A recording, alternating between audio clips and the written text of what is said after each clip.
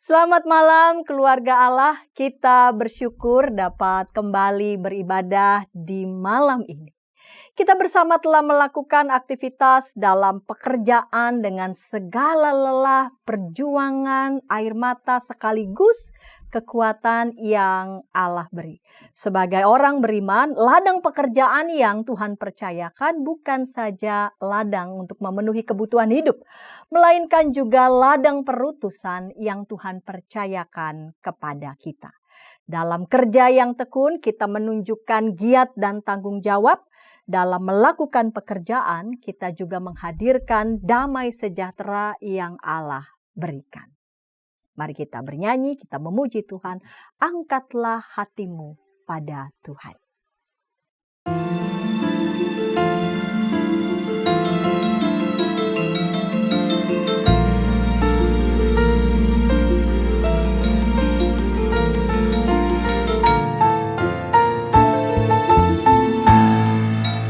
Angkatlah hatimu pada Tuhan,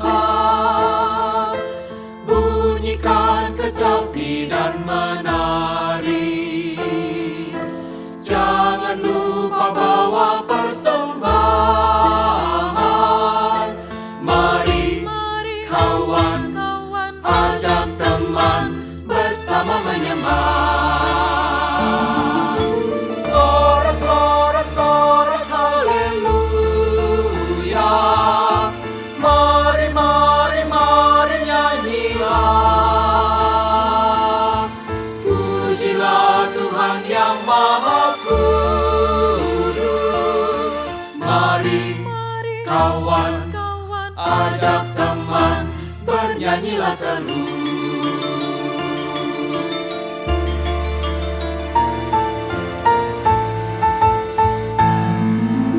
Janganlah mengaku anak Tuhan jika engkau mengeraskan hati.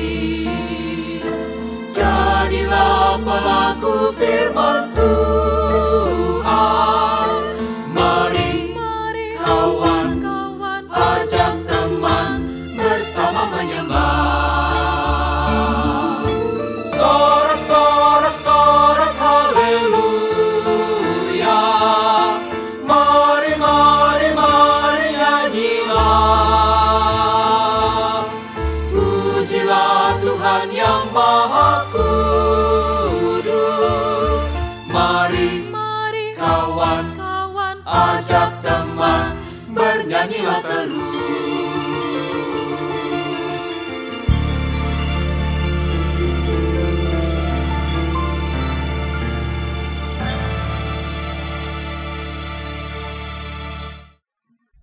Mari kita berdoa.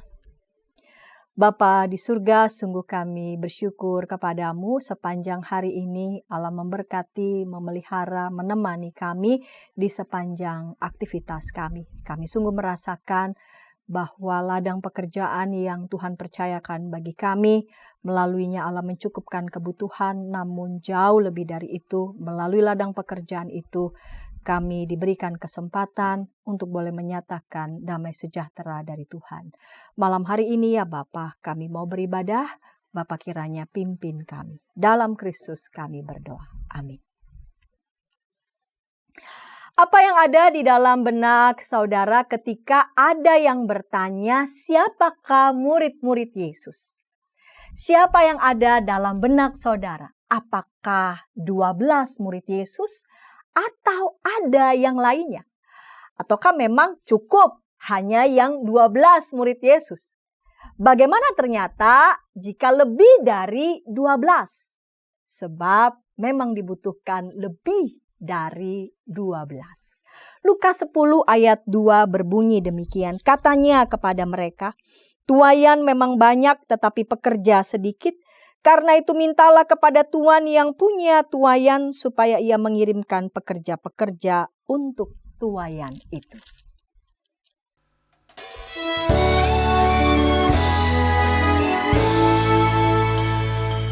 Nyanyikan mazmur bagi Tuhan, hai orang yang dikasihinya.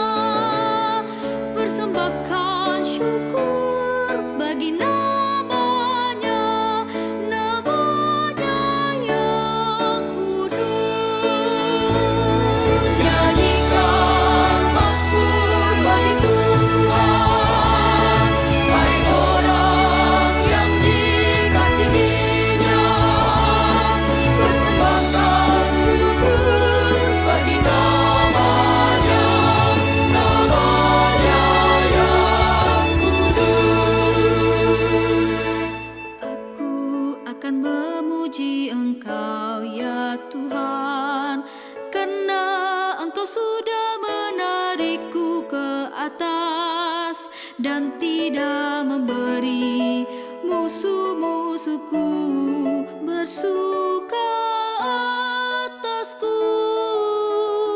Ya Tuhan, kepadamu ku teriak memohon, dan Engkau telah menyembuhkan penyakitku. Kau telah mengangkatku dari kematian, Kau hidupkan aku. Nyanyikan mazmur bagi Tuhan, hai orang yang dikasihi-Nya. Persembahkan syukur bagi nama-Nya, nama-Nya yang kudus. Hanyalah sesaat Ia murka padamu, namun sepanjang hidup murah hati padamu. Di sepanjang malam ada ratap tangis, di pagi sorak-sorai. Dalam kesenangan hatiku berkata padamu, aku takkan goyah selamanya. Ya Tuhan, Kau tempatkan aku atas gunung-gunung yang kokoh dan teguh. Nyanyikan mazmur bagi Tuhan, hai orang yang dikasihi-Nya. Persembahkan syukur bagi nama-Nya, nama-Nya yang kudus. Padamu ya Tuhan aku datang berseru, apakah untungnya tertumpahnya darahku? Kalau aku turun dalam lubang kubur, dapatkah debu bersyukur? Kasihani aku Tuhan, dengarlah penolong. Aku yang meratap Kau ubah menari-nari, kain kabung Kau buka, pinggangku Kau ikat dengan sukacita. Nyanyikan mazmur bagi Tuhan, hai orang yang dikasihi-Nya. Persembahkan syukur bagi nama-Nya, nama-Nya yang kudus. Agar jiwaku nyanyikan mazmur bagimu, janganlah berdiam diri wahai jiwaku. Ya Tuhan Allahku, ku nyanyikan syukur selamanya bagimu. Nyanyikan mazmur bagi Tuhan, hai orang yang dikasihi-Nya. Persembahkan syukur bagi nama-Nya, nama-Nya yang kudus. Mari keluarga Allah, kita mau mendengarkan firman Tuhan, kita memohon pertolongan Roh Kudus. Kala firman akan diwartakan bagi kita, mari berdoa. Bimbinglah kami ya Bapa, kala kami akan membaca bagian dari Alkitab dan merenungkan kebenaran firman-Mu. Dalam terang Roh-Mu yang kudus kami dituntun dalam pengertian yang baik akan firman-Mu dan belajar melakukannya dalam hidup kami.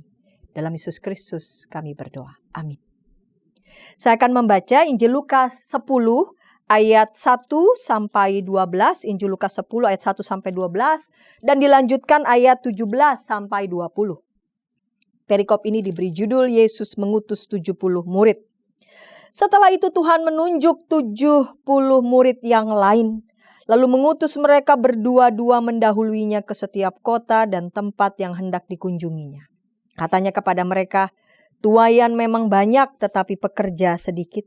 Karena itu mintalah kepada tuan yang punya tuaian supaya ia mengirimkan pekerja-pekerja untuk tuaian itu. Pergilah, sesungguhnya aku mengutus kamu seperti anak domba ke tengah-tengah serigala. Jangan membawa pundi-pundi atau kantong perbekalan atau kasut, dan janganlah memberi salam kepada siapapun selama dalam perjalanan. Kalau kamu memasuki suatu rumah, katakanlah lebih dahulu, damai sejahtera bagi rumah ini. Jikalau di situ ada orang yang cinta damai, salam damaimu itu akan tinggal padanya. Namun jika tidak, salam damaimu itu kembali kepadamu. Tinggallah dalam rumah itu, makan dan minumlah apa yang diberikan kepadamu, sebab seorang pekerja patut mendapat upahnya. Janganlah berpindah-pindah rumah. Jikalau kamu masuk ke dalam sebuah kota dan kamu diterima di situ, makanlah apa yang dihidangkan kepadamu dan sembuhkanlah orang-orang sakit yang ada di situ dan katakanlah kepada mereka, kerajaan Allah sudah dekat padamu. Tetapi jikalau kamu masuk ke dalam sebuah kota dan kamu tidak diterima di situ, pergilah ke jalan-jalan raya kota itu dan serukanlah, juga debu kotamu yang melekat pada kaki kami kebaskan terhadapmu. Namun ketahuilah ini, kerajaan Allah sudah dekat. Aku berkata kepadamu, pada hari itu Sodom akan lebih ringan tanggungannya daripada kota itu." Kemudian ke-70 murid itu kembali dengan gembira dan berkata, "Tuhan, setan-setan pun takluk kepada kami demi nama-Mu." Kata Yesus kepada mereka, "Aku melihat iblis jatuh seperti kilat dari langit. Sesungguhnya aku telah memberikan kuasa kepada kamu untuk menginjak ular dan kalajengking dan kuasa atas segala kekuatan musuh, sehingga tidak ada yang akan mencelakakan kamu. Meskipun demikian, janganlah bersukacita karena roh-roh itu takluk kepadamu, tetapi bersukacitalah karena namamu terdaftar di surga." Keluarga Allah yang dikasihi Tuhan, saat kita ditanya ada berapa murid Yesus, secara cepat kita menjawab ada 12 murid. Namun dari kisah yang tadi kita baca, berbicara tentang 70 orang yang diutus oleh Yesus. Setelah Yesus mengatakan kepada murid-muridnya tentang hal mengikuti Yesus yang tercatat dalam Lukas 9 ayat 57 sampai 62, maka setelahnya Yesus menunjuk 70 murid yang lain. Ini semacam magang ya, keluarga Allah, semacam magang atau masa pelatihan.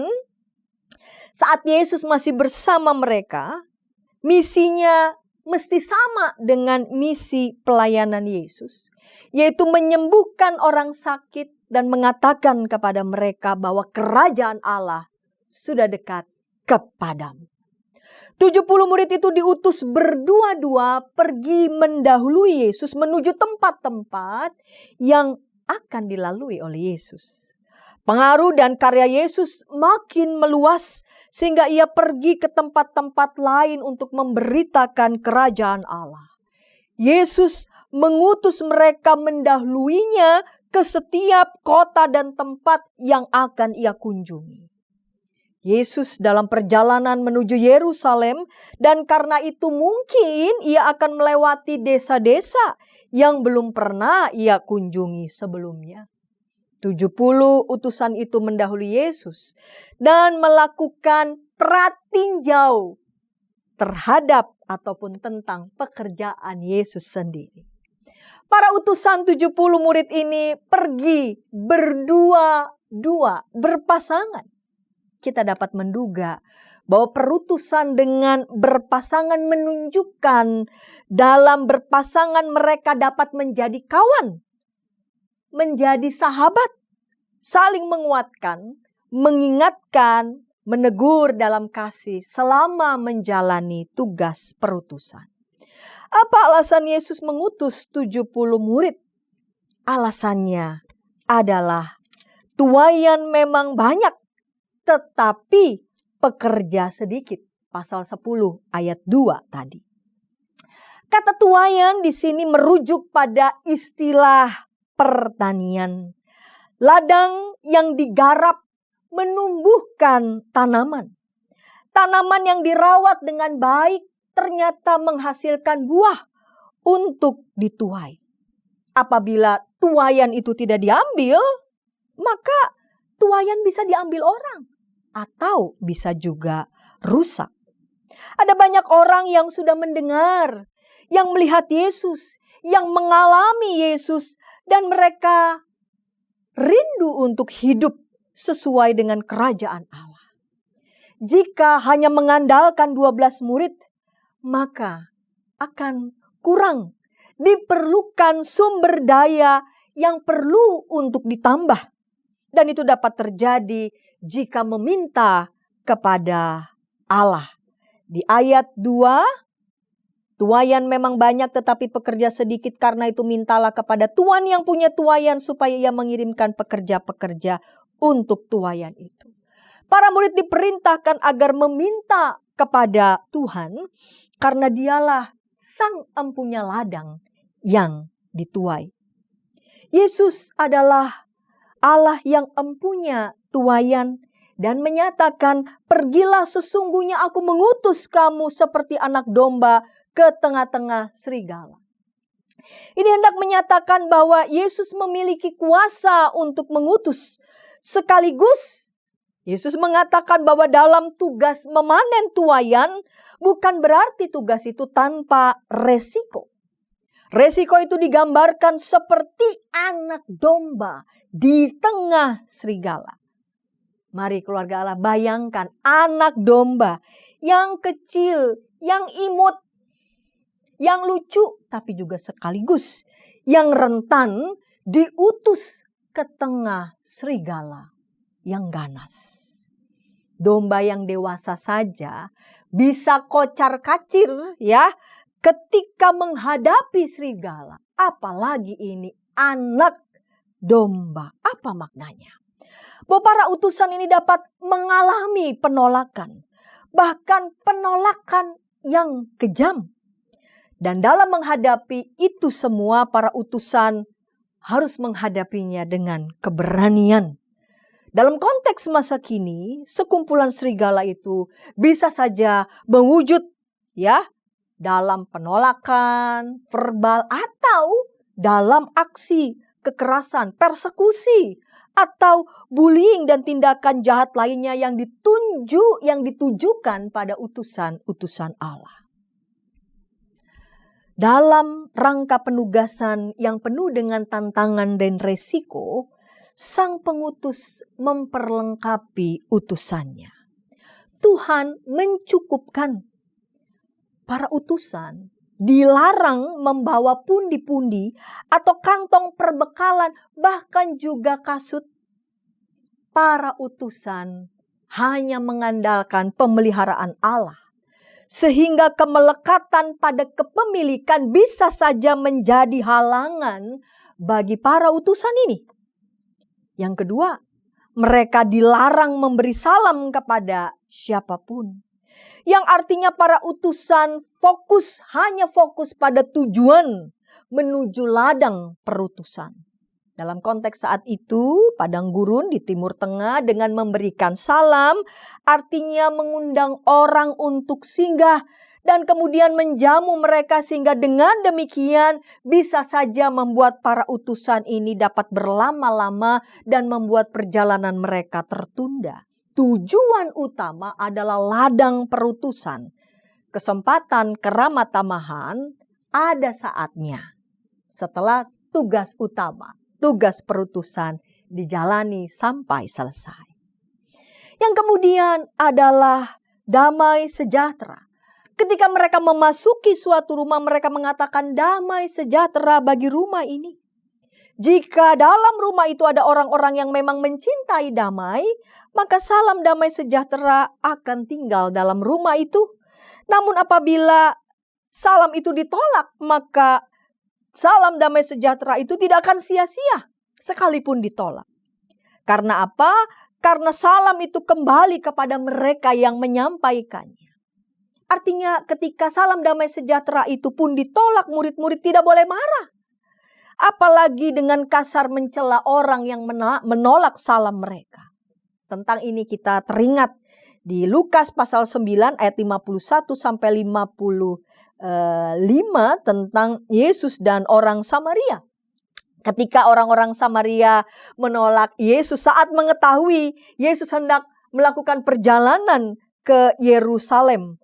Ya, jadi orang Samaria kemudian menolak Yesus. Dan Yakobus Yohanes mengatakan, "Tuhan, apakah engkau mau supaya kami menyuruh api turun dari langit dan untuk membinasakan mereka?" Yesus justru menegur mereka dan memilih pergi dari desa itu ke desa yang lain yang mau menerima kedatangannya. Kemudian ketika mereka sudah diterima di satu rumah, maka mereka tinggal dalam rumah itu. Makan dan minum apa yang diberikan sesuai yang diberikan oleh yang empunya rumah. Seorang pekerja layak mendapatkan upahnya. Sekalipun mereka tidak membawa bekal dalam perjalanan, namun hidup mereka dijamin, hidup mereka terpelihara. Mereka menerima makanan agar kebutuhan mereka ditopang. Dimanapun mereka diutus, mereka siap menjalankannya. Karena itu ketika yang empunya rumah menerima mereka dengan baik dan memberikan layanan kepada mereka, para utusan berterima kasih dan wujud terima kasih dengan tinggal di sana dan melakukan pekerjaan perutusan. Apa yang mereka lakukan? Para utusan diberikan kuasa untuk menyembuhkan orang sakit. Orang sakit itu menderita begitu banyak aspek keluarga Allah, ya. Baik itu fisik, lalu kemudian ekonomi, dan karena sakit lalu kemudian ekonomi bisa juga berdampak pada spiritualitas mereka, relasi mereka, bahkan juga membawa rasa sakit dalam jiwa mereka. Kepada mereka para utusan menyampaikan bahwa kerajaan Allah sudah dekat kepadamu. Tindakan memulihkan bagi orang-orang yang sakit adalah menghadirkan tanda-tanda kerajaan Allah. Hadirnya tanda kerajaan Allah adalah wujud pemulihan atas kehidupan. Ketika mereka masuk dalam kota dan mereka tidak diterima, maka para utusan pergi ke jalan raya dan mengatakan, "Juga debu kotamu yang melekat pada kaki kami kebaskan kepadamu terhadapmu, namun ketahuilah kerajaan Allah sudah dekat." Walau mereka menolak para utusan, tetapi kerajaan Allah tidak akan bisa ditolak oleh siapapun. Para utusan, para murid ini berangkat ke wilayah perutusan. Dan ketika mereka sudah selesai menjalankan tugas perutusan mereka menceritakan tentang apa yang sudah mereka kerjakan. Mereka menceritakan dengan gembira bahwa karena kuasa nama Yesus, maka kuasa jahat itu takluk. Yesus mengatakan bahwa kuasa itu diberikan pada mereka agar tidak ada yang mencelakakan mereka. Namun sesungguhnya yang menjadi kegembiraan terbesar bukanlah terletak pada takluknya roh-roh jahat itu, melainkan karena nama mereka terdaftar di surga. Para utusan ini bergembira, bersukacita utamanya karena menjadi bagian hidup sang sumber kebahagiaan yang sejati. Keluarga Allah, saya dan saudara juga adalah bagian dari 70 utusan di masa kini yang diutus untuk berkarya. Banyak orang yang membutuhkan uluran tangan kita meneruskan kasih, damai, dan pemulihan yang telah Allah karuniakan bagi kita. Kita pun diingatkan bahwa panggilan perutusan bukan bertujuan meraih kesuksesan atau sekedar mencapai target, melainkan karena kita telah dijadikan sebagai bagian dari kerajaan Allah untuk mewartakan kabar sukacita. Dan sukacita itu kita alami karena nama kita turut terdaftar di surga. Keluarga Allah, saya mau menutup perenungan ini dengan kutipan dari Santa Teresa dari Avila. Kristus tidak memiliki tubuh kecuali tubuhmu. Tidak ada tangan, tidak ada kaki di bumi kecuali milikmu. Matamu adalah mata yang melaluinya Kristus melihat belas kasihan pada dunia. Kakimu adalah kaki yang dengannya Kristus berjalan untuk mengerjakan kebaikan. Apa maknanya? Tindakan belas kasih dan kebaikan Kristus kepada dunia terjadi melalui tubuh kita, melalui tindakan kita, melalui setiap pilihan-pilihan hidup kita. Saya ulangi, tindakan belas kasih, kebaikan Kristus kepada dunia itu terjadi melalui tubuh kita, melalui tindakan kita, melalui pilihan-pilihan hidup kita. Setiap tindakan kita, pilihan-pilihan hidup kita adalah perpanjangan dari kasih sayang dan belas kasihan Allah. Betapa pentingnya bagaimana kita memandang dan melihat orang lain dan dunia. Karena melalui pandangan kita, melalui cara kita melihat mereka, Kristus melihat dan melakukan belas kasih. Kaki kita adalah setiap langkah kita dapat membawa belas kasih dan kebaikan Kristus pada dunia. Amin. Saat hening untuk kita.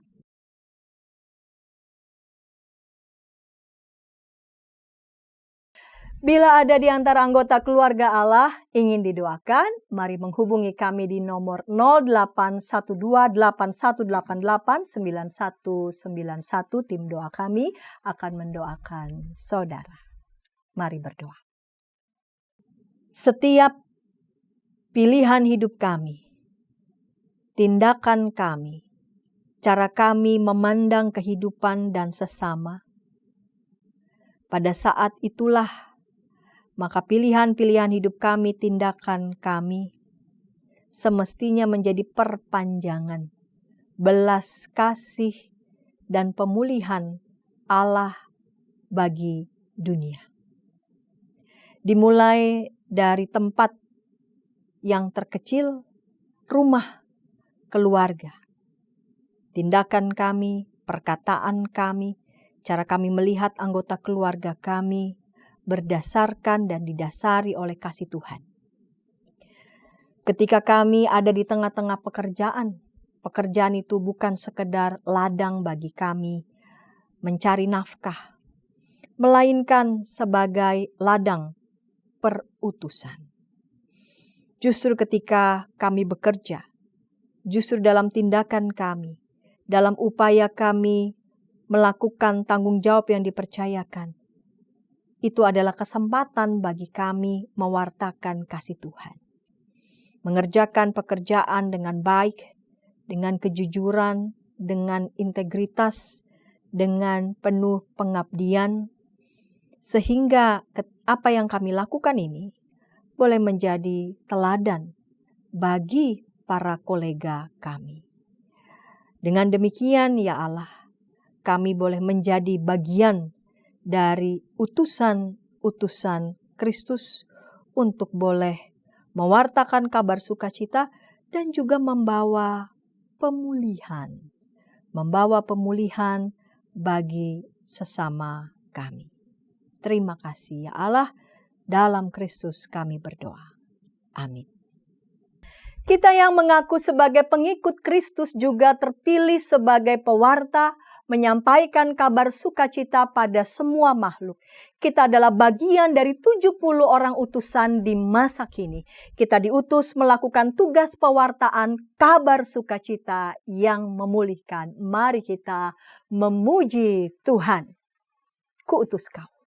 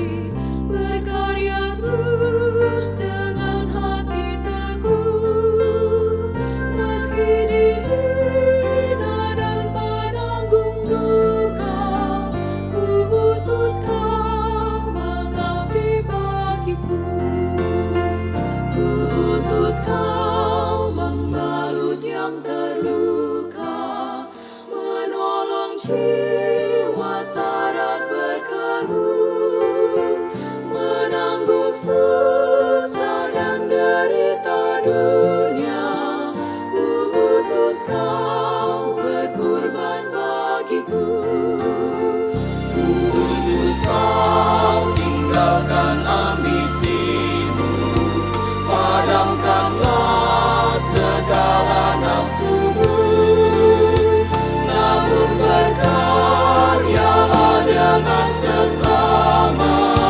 Ku utus kau bersatulah teguh, karena Bapa mengutusku.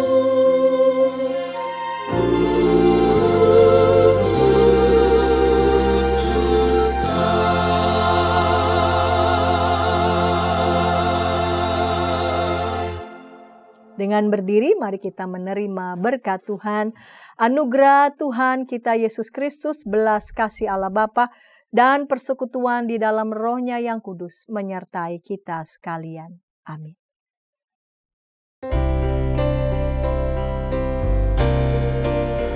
Terima kasih ya Allah Bapa, terima kasih ya Yesus Kristus Tuhan, terima kasih ya Roh Kudus, Allah Trinitas Maha Kudus. Amin.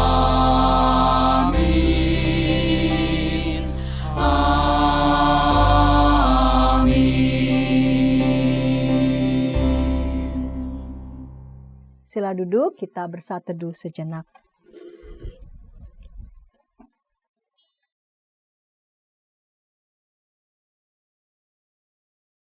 Terima kasih, selamat malam.